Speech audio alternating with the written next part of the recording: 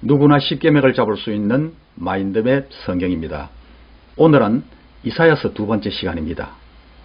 이사야서는 성경의 구조와 같이 66장으로 구성되었으며 그 내용 또한 구약에 해당되는 1장에서 39장까지가 제1 이사야서로 되어 있는데 오늘은 제1 이사야서 마지막 시간입니다. 말씀드릴 24장에서 27장까지는 세상의 종말과 회복에 대하여 기록하고 있으며 이 내용이 마태복음 24장과 마가복음 13장 그리고 계시록 6장에서 19장까지에 다시 자세히 설명되고 있으므로 이 셋째 단원을 작은 계시록이라고 불리우기도 합니다. 주전 743년에서 687년 사이 기록되었을 것으로 봅니다.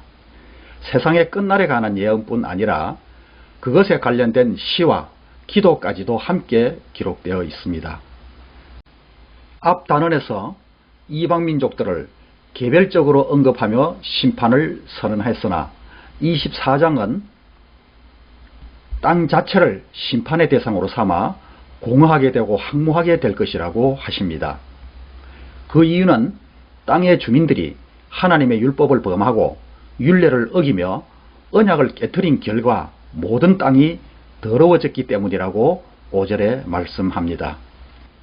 이사야는 백성이나 그 백성을 위해 복을 빌고 제사를 드리는 제사장, 종과 종을 부렸던 상전, 여종과 주인, 물건을 사는 자와 파는 자, 빌려주는 자와 빌리는 자 등 여러 종류의 사람들을 쌍으로 열거하면서 예외 없이 모두가 하나님의 심판 대상이라는 점을 역설하고 있습니다. 이 내용은 예수님께서 마태복음 24장에서 말씀하신 그때와 관련이 있습니다. 그때에는 성읍은 파괴되어 약탈을 당하고 땅은 저주를 받아 피폐해져서 농작물은 기근이 들어 사람들의 즐거움이 끊어졌으며 곳곳에 전란에 휩싸여 잔혹하고 비참한 세상이 될 것을 말씀하십니다. 그토록 엄중한 하나님의 공의 가운데서도 하나님께서는 사랑의 하나님이시므로 포도밭에 남은 이삭처럼 소수를 남기셔서 희망이 되게 하겠다고 하십니다. 참나무, 상수리나무가 다 베어져도 그 구루터기는 남는 것처럼 오늘 더럽혀진 이 세상에서도 하나님의 희망이 되는 그 그루터기 남은 자가 우리가 되어야 하겠습니다. 25장에는 메시아 왕국의 예언이 있습니다. 이 세상 멸망 후 새하늘과 새 땅의 시대가 올 것에 대한 하나님께 드리는 찬미의 노래입니다. 하나님의 산에서 죽음을 멸망시키겠다는 것은 바로 예수님께서 죽은 자 가운데서 부활하시는 것을 뜻합니다. 예수님은 죽음을 멸망시키고 인류에게 영원한 생명을 주셨고 그것은 곧 풍족한 포도주로 베푸는 잔치와 다를 바 없다는 6절의 말씀입니다. 모든 민족의 얼굴을 가린 가리개와 열방 위에 덮인 덮개를 벗기시고 모든 얼굴에 눈물을 씻겨 주십니다. 우리에게도 수치의 가리개를 벗기시고 무지와 불신의 덮개를 제거하여 하나님을 아는 지혜 주시기를 기도해야겠습니다. 26장에는 그때 구원받을 유다의 찬양이 있습니다. 주께서 심지가 견고한 자를 평강하고 평강하도록 지키시리니 이는 그가 주를 신뢰함이니이다. 너희는 여호와를 영원히 신뢰하라. 주 여호와는 영원한 반석이심이로다. 이 말씀은 너무나 유명한 말씀으로 우리가 요절로 많이 암송하는 말씀입니다. 의를 배우며 행하는 새 예루살렘 백성에게 평탄한 길을 주실 것을 약속하십니다. 또한 19절에 부활의 소망도 언급하시는데 주의 죽은 자들은 살아나고 그들의 시체들은 일어나리이다. 티끌에 누운 자들아 너희는 깨어 노래하라. 주의 이슬은 빛난 이슬이니 땅이 죽은 자를 내놓으리로다. 우리는 늘 부활의 소망을 가지고 살아야 되겠습니다. 27장에는 그날에 회복하실 일들을 소개하고 있습니다. 하나님은 이스라엘 백성들을 대적에게 넘겨서 징계를 받도록 하셨으나 죽을 정도로 심하게 하지는 않으시고 적당히 견책하신다고 합니다. 이제 이스라엘 백성이 바벨론 포로로 갈 때 폭풍으로 옮기는 것처럼 전쟁의 소용돌이에 휩쓸려 갔지만 그들은 70년 만에 고국으로 돌아오게 하셨습니다. 하나님은 우리에게 감당할 만한 시험만 주시며 시험 당할 때 감당할 힘도 주시고 피할 길도 주신다고 하셨습니다. 하나님의 백성이 종국적으로 회복됨을 쓰러진 포도원이 소생하는 것에 비유하고 그 기쁨을 노래한 것입니다. 그것은 황폐한 유다의 남은 자들에게서 기독교가 꽃피어 온 땅에 전파되는 아름다운 모습입니다. 네 번째 단은 28장부터는 이스라엘의 회복에 대한 말씀을 하십니다. 28장에서는 에브라임, 예루살렘에 대한 경고부터 하시는데 하나님은 이사야를 통해 북왕국의 죄들을 지적하며 경고하시고 있는데 이를 듣는 사람들은 유다 백성들입니다.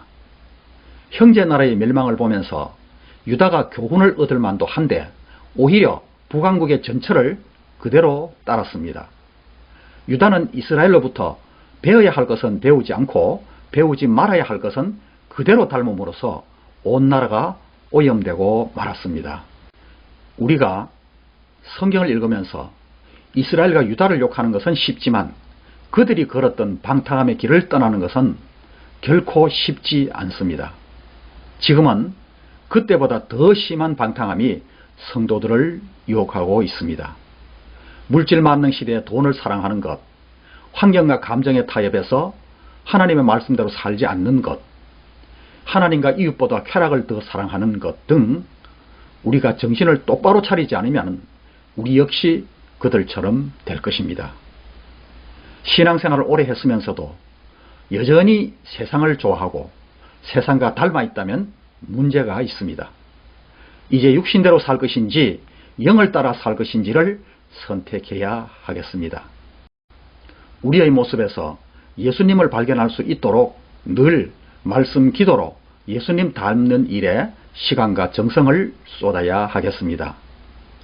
9절부터는 하나님께서는 이스라엘 지도자들이 하나님의 말씀을 온전히 전하지 않고 여기서 조금 저기서 조금 하며 조각난 말씀을 짜집기 하는 식으로 전한다고 책망하시는데 백성들도 이런 말씀을 듣고 절름발이 신앙을 가지게 되었습니다. 요즘 우리나라 교회도 죄를 지적하며 해결을 촉구하거나 순종과 헌신에 대한 설교는 부담스러워서 축복의 메시지만 들려주고 청중들의 가려운 곳만 끌어주는 경우가 많은 것을 봅니다. 편리성을 너무 추구한 끝에 주일 저녁 예배는 아예 없애고 듣고 싶은 말씀을 골라 듣는 식으로 해서는 결코 건강한 신앙이 가질 수 없습니다. 우리 몸에 칼슘이 부족하면 골다공증으로 뼈가 약해지고 작은 충격에도 쉽게 부러집니다. 신앙도 마찬가지여서 사랑과 축복만 강조하는 짜깁기 말씀만 들으며 신앙생활을 한 성도는 고난을 감당하지 못합니다.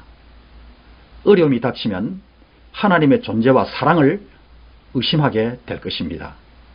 말씀을 바르게 받음으로 믿음이 성장하여 환난에 단련된 정금 같은 신앙이 되어야 하겠습니다. 29장은 말씀을 실현하는 유다에 대한 책망으로 외식하는 자들을 지적하고 있습니다. 1절에 슬프다 아리엘이여 이렇게 시작하는데 아리엘이란 하나님의 도시, 하나님의 사자, 번제단 등의 의미를 가지고 있는데 모두가 다 예루살렘을 가리키는 말입니다. 하나님은 이 아리엘 성읍이 대적에 의해 공격받음으로 인해 성읍에 사는 사람들이 슬픈 노래를 부르게 된다는 것입니다. 서민 사상에 또 지대고 예루살렘은 어떤 공격을 받아도 결코 함락되지 않는다는 잘못된 확신이 그들을 자만하게 만들었는데 하나님은 그것을 꺾으시고 징계하십니다. 하나님의 백성들이 말씀을 거부하고 불순종할 때 하나님이 내리시는 영적 징계는 계시의 말씀을 거두시는 것입니다. 말씀을 읽어도 깨닫지 못하고 예배를 드려도 감동이 없습니다. 이것이 성도에게는 어떤 재난이나 환난보다 더 큰 징계와 저주가 됩니다. 성경이 봉한 책처럼 여겨지고 있습니다. 설교 시간에 찾아보는 사전처럼 그렇게 되는 이유를 13절에 실제로는 그들의 마음이 하나님으로부터 떠나 있기 때문이라고 합니다. 하나님을 알고자 하는 마음이 없으므로 창세기부터 요한계시록까지 공부해보고자 하는 생각이 전혀 없습니다. 창세기부터 요한계시록까지 다 배워야 된다는 말을 한 번도 들어보지 못하고 평생 가는 사람도 있습니다. 28장 14절에 그러므로 예루살렘에서 이 백성을 다스리는 너희 오만한 자여 여호와의 말씀을 들을지어다. 성경을 바로 가르치지 않는 지도자들을 쳐서 책망하십니다. 30장에는 유다가 아수르의 침입을 막기 위해 하나님을 의지하는 대신 애굽을 의지하는 것이 어리석은 것이라고 꾸짖는 장면과 하나님의 최후의 용서와 축복의 약속이 30장에 기록되어 있습니다. 27절에 보면 여호와의 이름이 원방에서 온다는 말씀이 있는데 여호와의 이름이란 단지 호칭이 아니라 여호와의 인격을 대표하는 말로서 이름을 두셨다는 말씀은 임재하심이 이루어졌다는 의미입니다. 여호와의 이름이 원방에서 온다는 것은 하나님의 임재와 현현을 나타내는 것으로 이스라엘 백성을 구원하시기 위해 불과 빽빽한 연기로 임하신다고 표현하고 있습니다. 하나님의 백성에게는 구원의 은혜로 대적들에 대해서는 진노하시고 심판하시는 모습을 보이십니다. 하나님의 구원은 유다 백성에게 큰 기쁨을 가져 절기 때처럼 즐거운 노래를 부르고 하나님의 산에 올라가 기쁨의 잔치를 벌릴 것입니다. 재림의 그날 우리는 소리 높여 주님의 이름을 찬양할 것입니다. 주님은 곧 오십니다. 그날의 소망을 가지고 성교 완성을 위해 복음과 기도로 달려가는 우리가 되기를 축복합니다. 31장은 하나님께 돌아오라는 사랑의 당부 말씀으로 유다가 애굽의 도움을 청한 죄악을 꾸짖고 하나님께서 유다 민족을 도와주실 것을 확신하는 이사야의 믿음이 4절에서 9절까지 기록되어 있습니다.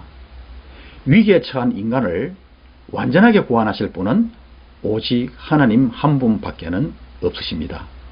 하나님은 이스라엘 백성에게 너희가 심히 거역하던 이에게 돌아오라고 권면하십니다. 우리가 하나님을 신뢰하지 않고 의지하지 않기 때문에 삶의 문제로 염려하게 됩니다. 신앙은 다른 것이 아니라 먹고 사는 문제를 비롯하여 모든 것을 하나님께 맡겨드리는 것입니다.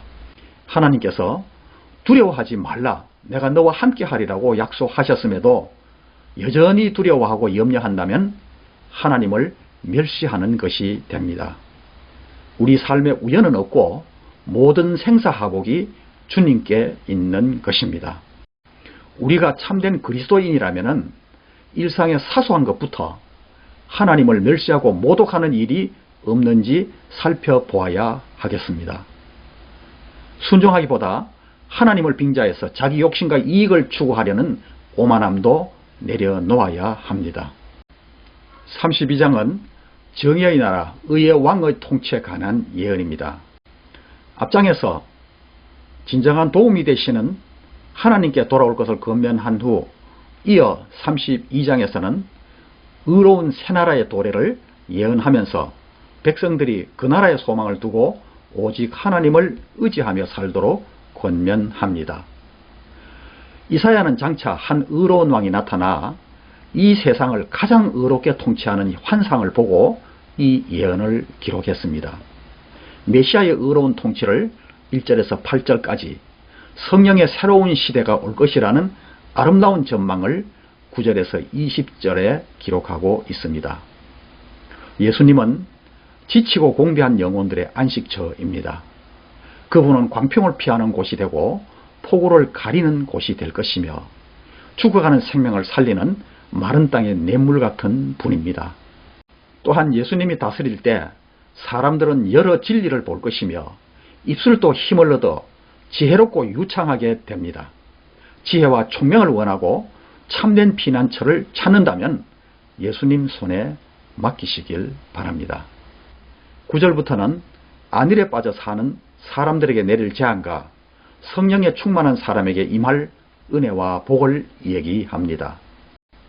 심판이 코앞에 닥쳤는데도 안일하게 염려 없이 지내는 여인들에게 하나님은 이사야를 통해 경고의 메시지를 전하시는데, 안일한 여인들은 다가올 환란에 대비하지 않고 사치와 방탕에 빠진 백성들이라고 하겠습니다.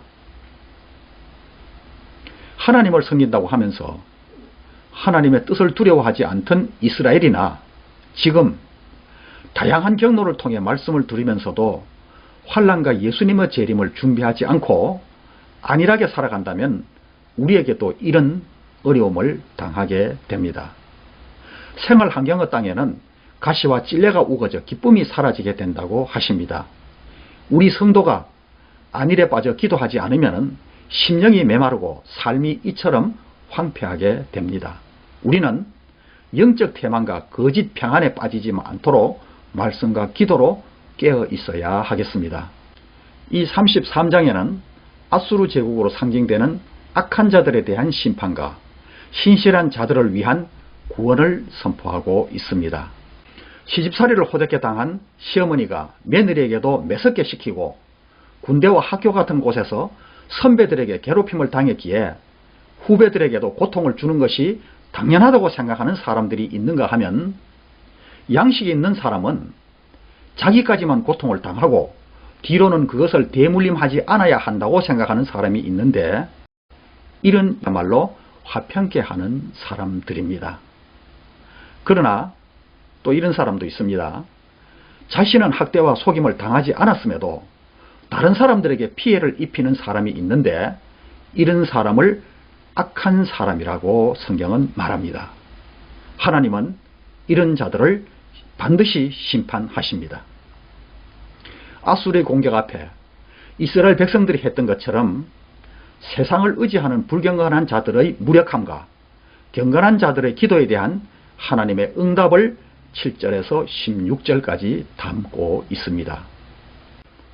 우리의 사회생활 속에서 다양한 사람들과 관계를 이루며 살아야 하고, 인생의 순간마다 불어닥치는 환란의 바람은 우리 힘으로는 정말 감당하기 어렵습니다.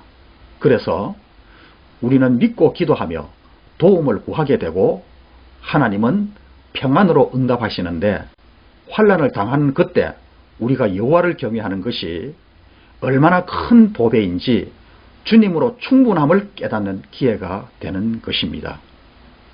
마지막 17절부터는 이스라엘을 망하게 한 어리석은 지도자들과는 달리 하나님은 참된 왕으로서 시온을 보호하시고 그 가운데 평화와 안전을 이루시겠다고 하십니다. 돛대가 튼튼하고 강해야 돛이 제 역할을 하고 배가 앞으로 나갈 수 있는데, 그 23절에는 돛대줄이 풀렸다고 합니다. 이것은 남왕국 유다가 아수르의 공격을 받아 돛대줄이 풀려 재구실도 못하는 배 갖고 싸울 수 있는 능력이 없지만은, 그럼에도 불구하고 하나님의 은혜로 승리의 영광을 누리게 된다는 것입니다. 하나님을 왕으로 모실 때 이 모든 은혜를 누릴 수 있습니다.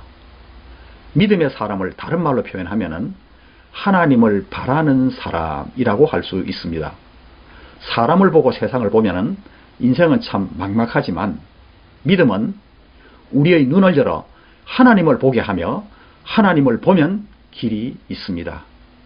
또한 그분을 바라보는 사람을 지키시고 보호하시며 일용할 양식을 공급해 주십니다. 34장은 하나님을 떠나 이방의 힘을 의지하는 것은 어리석은 선택임을 알게 하시기 위해 에돔의 멸망에 대해서 집중합니다. 이웃나라들을 힘들게 한 악의 대표격으로 에돔의 심판은 성경 여러 곳에 기록되어 있는데, 예레미야 49장, 아모스 1장, 에스겔 35장, 이미 말씀드린 오바다서 전체에서 설명드렸으므로 여기서는 생략하도록 하겠습니다. 우리는 주님의 은혜로 사는 사람입니다. 에돔처럼 힘들게 하는 사람이 있을지라도 모든 생명과 물질과 권세의 주인이신 하나님께 맡기고 기도하면 어느 날 원수도 친구가 되고 나를 돕는 사람으로 변해 있게 됩니다. 그러므로 사람 바라보지 말고 세상을 의지하지 말고 겸손한 마음으로 온 우주의 주인이신 하나님을 바라보며 높이는 삶이 되시기를 바랍니다. 35장은 새 왕국에 임하는 축복으로 34장과 짝을 이루는 말씀인데, 에돔 땅을 광야가 되게 하시는 반면 광야 같은 이스라엘을 낙원이 되게 하시는 하나님의 구원을 예언합니다. 악을 행하는 자들에게는 심판이 내려지는 반면 하나님을 앙망하는 자들에게는 천국이 약속됩니다. 광야의 강물이 흐르고 사막이 백합화같이 즐거워하듯이 지금껏 고통받던 유다 땅에 기쁨이 충만하게 됩니다. 결코 회복될 수 없는 레바논 갈멜 사론이 하나님의 은혜로 회복되게 됩니다. 또한 위로와 치유의 역사로 하나님이 영광을 받으시고 새로운 구원 공동체가 이루어질 것입니다. 하나님이 다스리는 그날이 오면 하나님의 백성은 기쁨을 누리게 되고 하나님의 사랑과 그의 통치의 아름다움을 보게 될 것입니다. 약한 손이 강하게 되고 떨리는 무릎이 굳게 되며 맹인의 눈이 밝아지고 못 듣는 사람이 귀가 열릴 것이며 저는 자가 뛰고 말 못하는 사람이 노래하는 역사가 일어나게 됩니다. 오늘 우리의 심령과 가정과 일터와 나라에 구원의 하나님이 임하셔서 악한 세력은 멸망당하고 구원의 감격과 예배의 기쁨과 삶의 풍성함이 회복되시기를 축복합니다. 제1 이사야서 마지막 단원인 다섯째 단원 이 36장과 39장까지는 히스기야의 얘기로서 히스기야 때 일어난 아수르 침공 사건에서 사령관 랍사게가 예루살렘을 포위하고 히스기야와 하나님을 조롱하는 내용을 기록하고 있는데, 이 모든 것을 통제하시는 하나님을 강조하고 있습니다. 아수르 사령관 랍사게는 사네립 왕의 명령을 받아 18만 5천 명으로 예루살렘을 포위한 후 히스기야의 무력함과 그가 섬기는 하나님을 조롱하며 아수르 대왕 사네립의 손에서 건지지 못한다는 말로 조롱합니다. 이스라엘로서는 불가항력의 상황 앞에서 믿음의 사람 히스기야도 애굽의 도움을 요청하고자 하는 마음도 있었습니다. 그러나 6절에서 랍사게는 말합니다. 애굽은 나일강의 상한 갈대 지팡이에 불과하고 한 수 더 떠서 하나님이 만물의 주인이라면 지금 아수르 왕이 하는 전쟁도 하나님의 뜻이라고 하면서 빨리 항복하라고 협박합니다.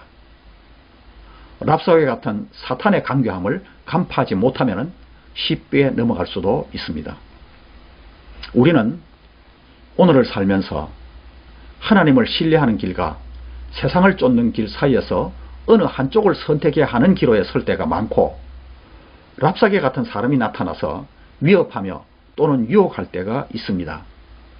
눈에 보이지 않는 하나님이 도우신다는 믿음보다 현실적으로는 랍사게의 말이 훨씬 합리적이고 옳게 보입니다.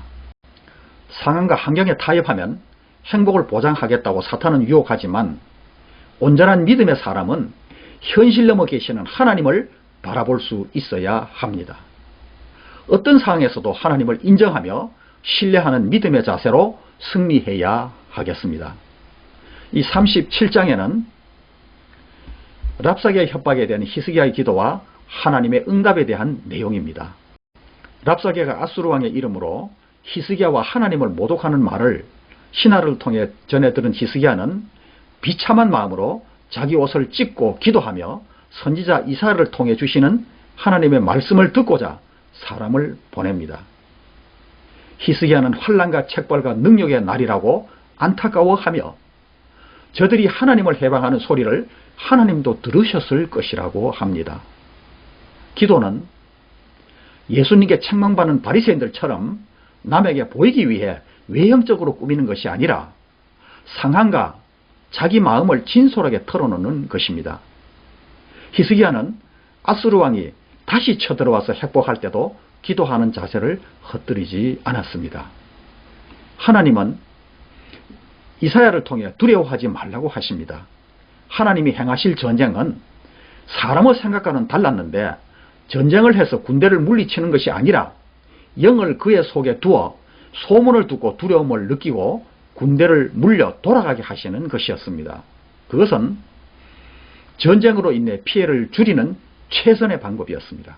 이처럼 하나님은 우리가 생각하고 기도하는 것 이상으로 일을 진행하시고 합력하여 선을 이루어 가시는 분입니다.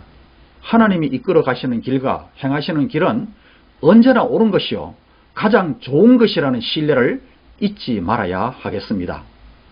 도저히 감당할 수 없는 절망적인 순간에도 성도에게는 소망이 있습니다. 주님이 살아계시고 택한 백성들의 부르짖음을 결코 외면하지 않으시기 때문입니다. 물러갔던 아수르 군대가 다시 쳐들어오지만 히스기야는 아버지 아하스와는 달리 하나님을 끝까지 신뢰하고 기도하여 승리하게 됩니다. 우리는 먹구름 위에 여전히 빛나는 태양이 있는 것처럼 오늘도 언제나 우리와 함께 하시는 하나님을 바라보시고 기도하며 승리하시기를 바랍니다. 히스기야 기도를 들으신 하나님께서 이사야를 통해 이스라엘의 구원을 약속하시고 그 말씀대로 이루셨음을 보여주고 있습니다. 하나님은 히스기야의 기도를 들으시고 교만한 아수르 왕은 심판하시고 믿음의 사람 히스기야가 이끄는 이스라엘을 회복시키겠다고 약속하시며 이 3년 동안 일어날 일을 징조로 말씀하십니다. 아수르 군대에 포위되어 농사를 짓지 못하던 땅에 첫 해와 둘째 해는 자연적으로 자라나는 것을 먹고 3년째는 심은 것을 거둘 것이라는 말씀으로 이스라엘의 번영과 풍요를 약속하십니다. 예루살렘을 포위하고 있던 아시리아 군대가 하나님의 사자에 의해 하룻밤 사이에 18만 5천 명이 몰사하고 아수르 왕은 고국으로 돌아간 뒤 암살당함으로써 하나님의 약속이 성취됨을 보여주십니다.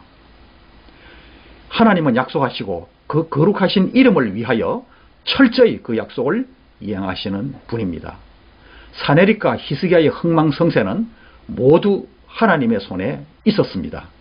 이 38장은 히스기야가 죽을 병에서 회복된 내용으로 앞장에서는 아수르 왕의 침입으로 예루살렘이 위태한 국가적 위기상황을 다루었는데 이번에는 히스기야의 질병으로 인한 개인적 위기상황에 대한 내용입니다. 어떤 병인지 구체적인 설명은 없지만 히스기야는 심각한 병에 걸렸고 하나님도 이사야를 보내 죽을 준비를 하라고 하십니다.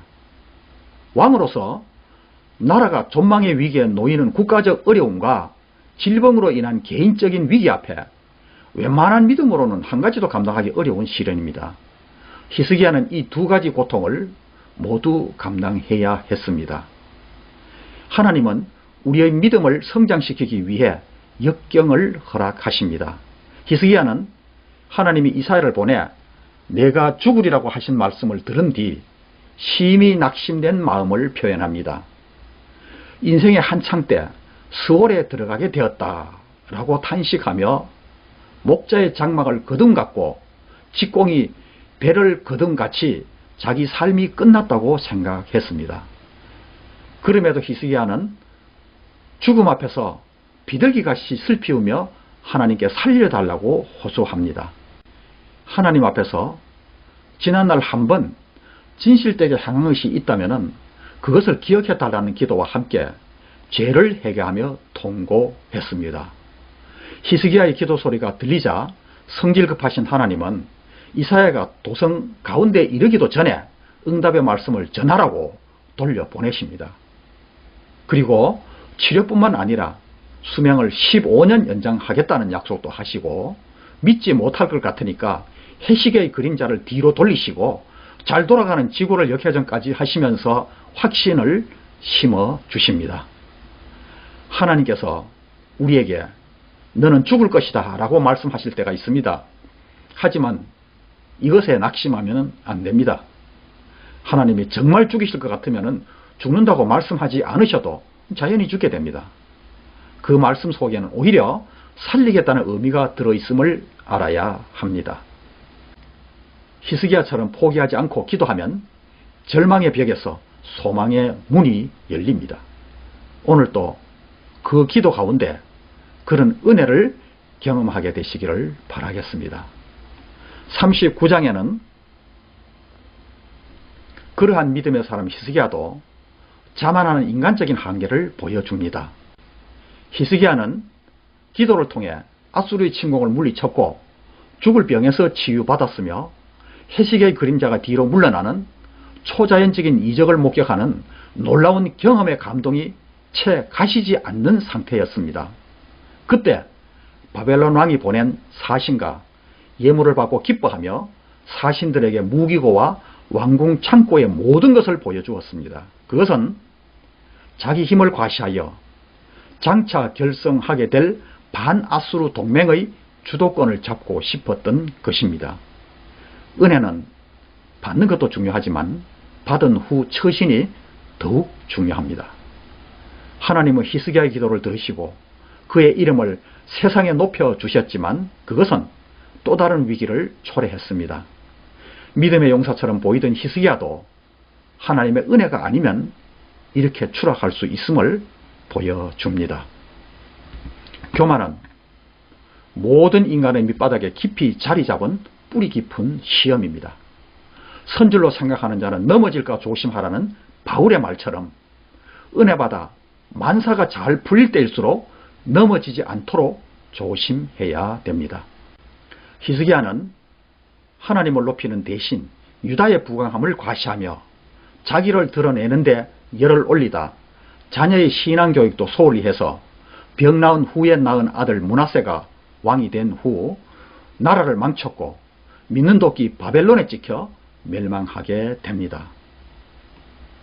오늘 우리도 은혜의 자리에서 추락하지 않도록 범사에 조심해야 하겠습니다. 제1 이사야서를 마치고 다음 시간에는 제2 이사야서 뵙도록 하겠습니다.